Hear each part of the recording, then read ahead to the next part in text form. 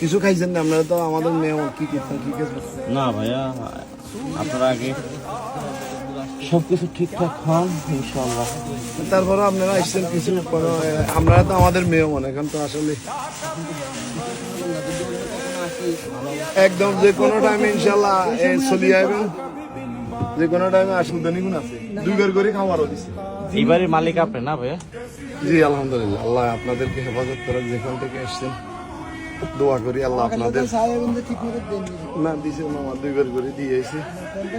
আজকে বিল্ডিং কিছুই নেই মামা, আমারে খুব কষ্ট করে নিয়ে দিয়েছি, ওয়াইফেরও দিয়ে এসছি।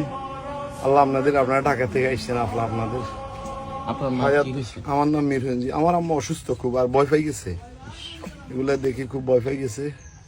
বাসার মালামাল সবকিছু মালামাল তো যেভাবে মালামালে তো যেভাবে আছে এইভাবে সরাই নিজে পাইছিলে না মালামাল, এখানে শুধু কাপড় চোপড় আর একটু ওষুধ। জি না, আমার আলহামদুলিল্লাহ সিঁড়িবার আমার আছে। জি হ্যাঁ, আমারটা একটু মোছা। সব বাড়ি ঢাকা কোন জায়গাতে? মিরপুরে। আল্লাহ আপনাদের হেফাজত করে, মুসলমান হিসেবে আল্লাহ দিয়ে আপনার দোয়া করি আল্লাহ আপনাদের এত কিছু করতে কি খেজমত করতে পারি আপনাদের।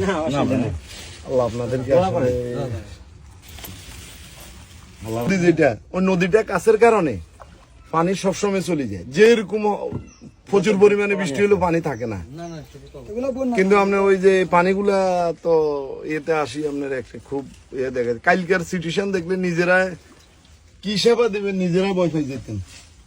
বুড়া মানুষের শিখরা, বাচ্চাদের শিখরা, অসুস্থ মানুষের ইয়ে দেখলে আল্লাহ ভয় পেয়ে গেছে। ভয় পাই গেছে।